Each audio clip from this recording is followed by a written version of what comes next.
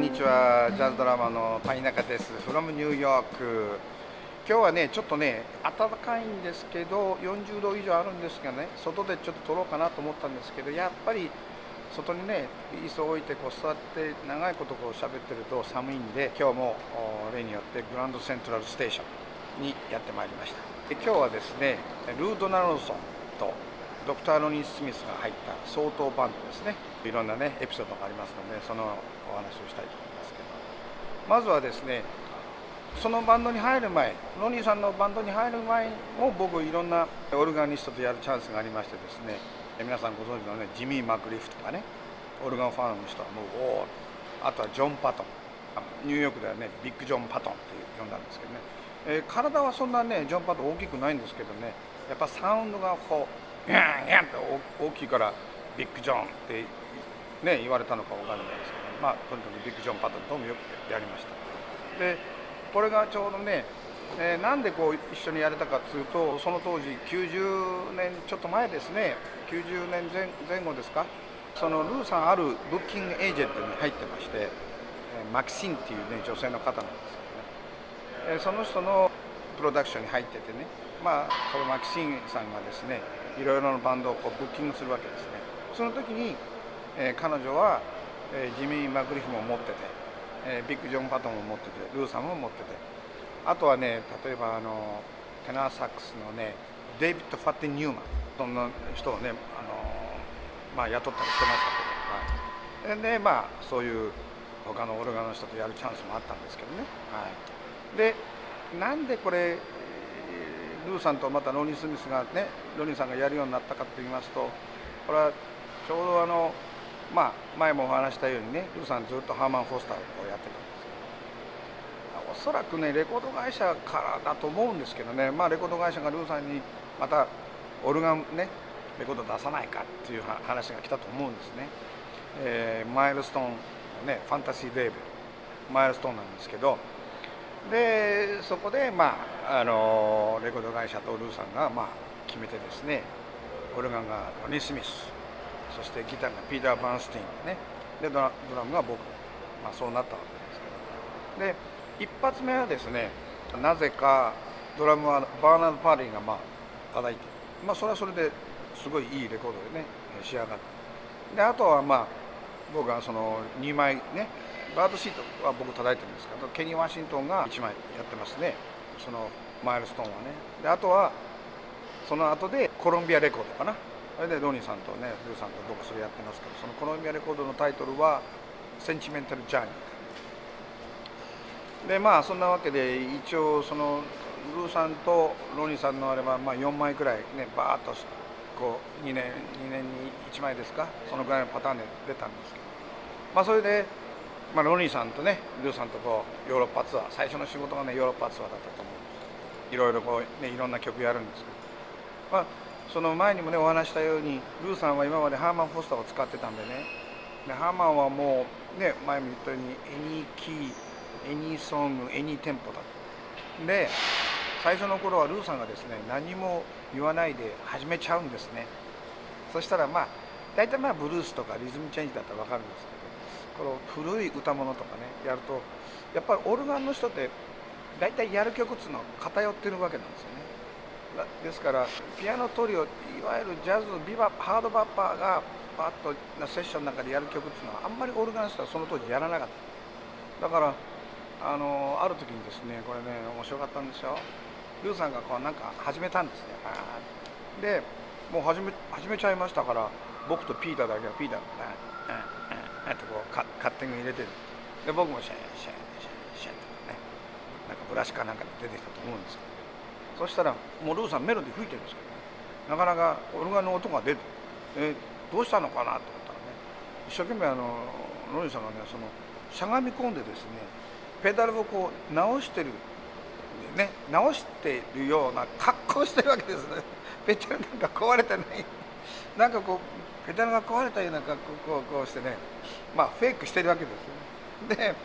一生懸命その聞きながらそんな直してる格好しながらこの曲何かななんて探ってたと思うんですけど、で一生懸命ピーターともう僕が2人だけでシャーンシャーンでルーさんも「何何やってるのもうファッキュードゥーイなんていう感じでね、ルーさんをこう、まあ、見てるわけですよ。でなかなかルーさん立ち上がろうとしないで、やっと立ち上がったのはいいんで、まあ、立ち上がってからまたこう椅子のとここう直したりとかいろいろこうやり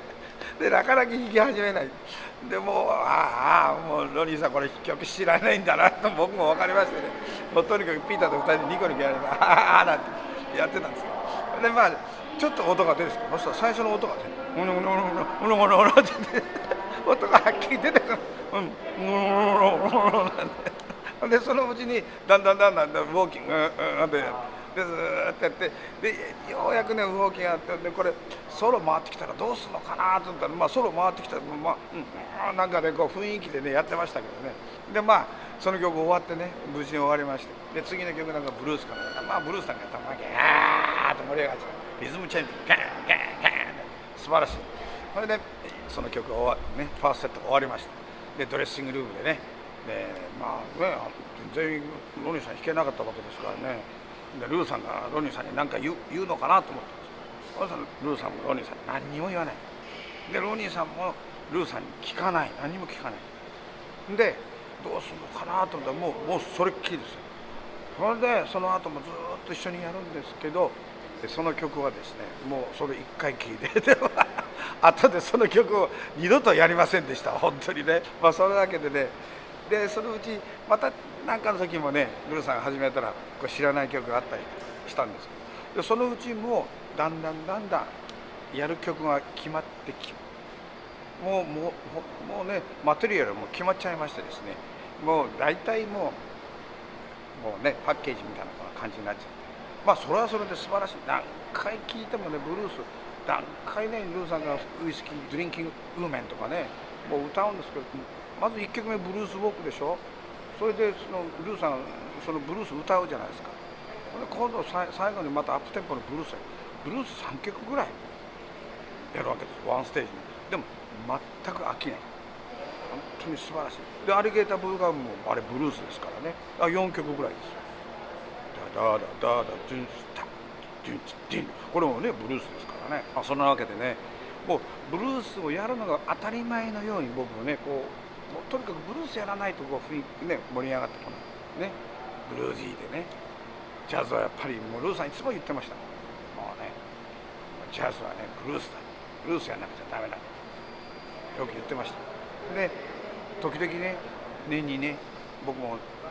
日本にツアー僕だけで行ったりするんですけど、例えばねラインナップ今日は何をやろうか、ちょっとやる曲書いてくださいって言って日本の人に言うじゃないですかね。そしたらバーッとこう書い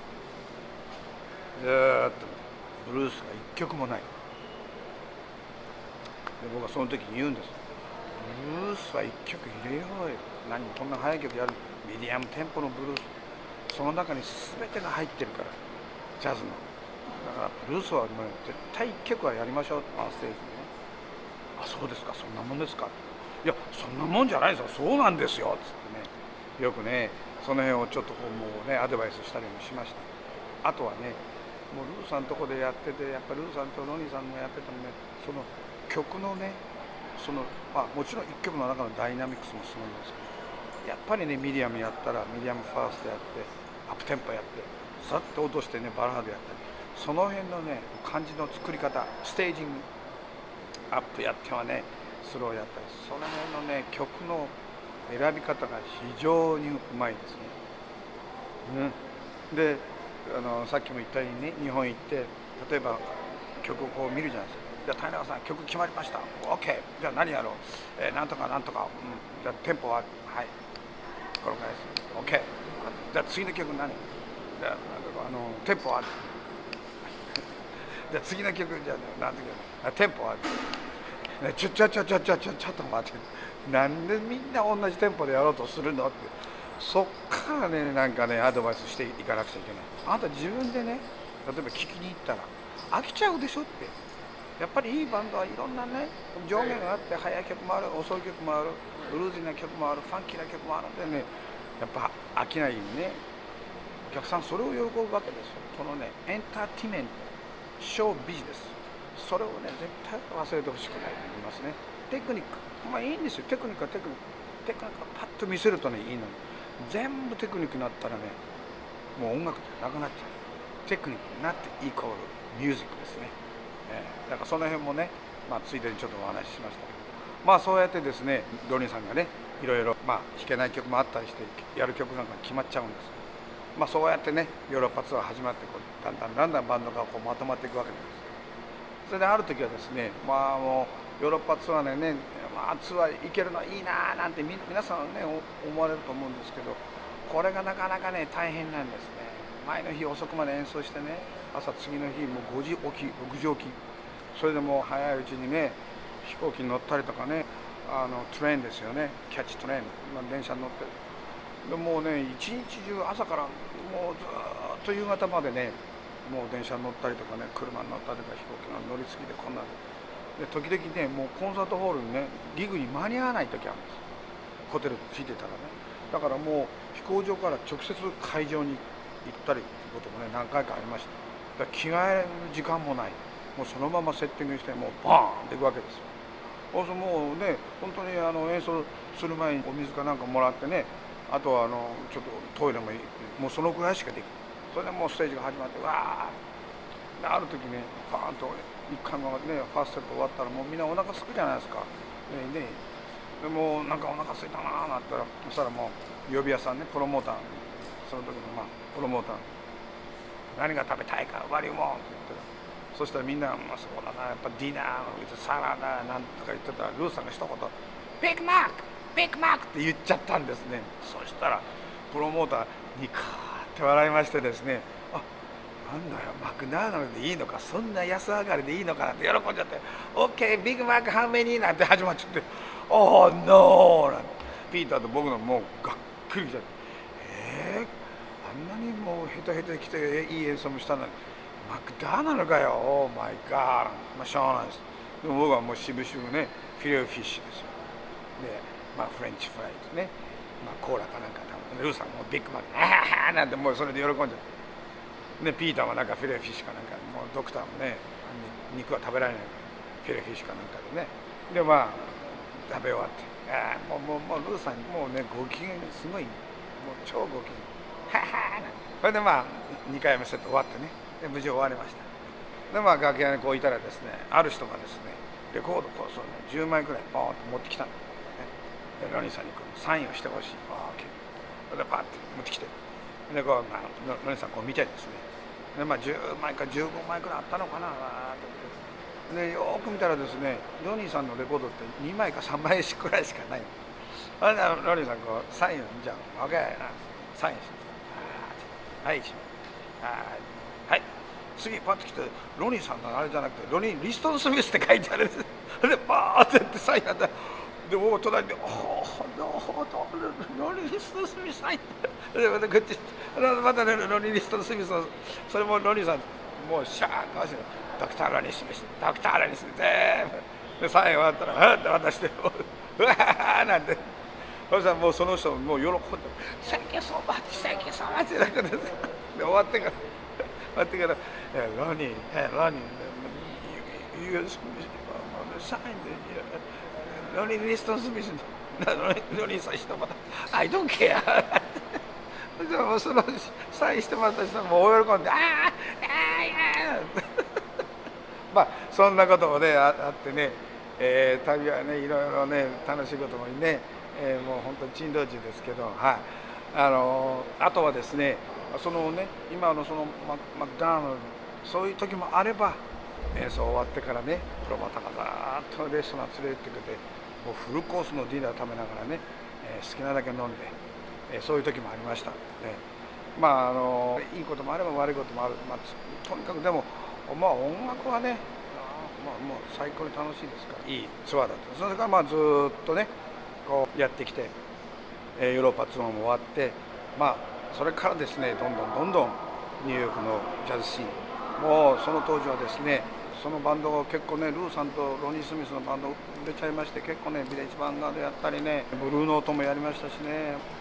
ディジーズコカ・コーラ、ニューヨークのジャズクラブは総なめですね。あともうユナイテッド・ステイトのね、ニューオーリンズジャズフェスティバルとかデトロイトジャズフェスティバル、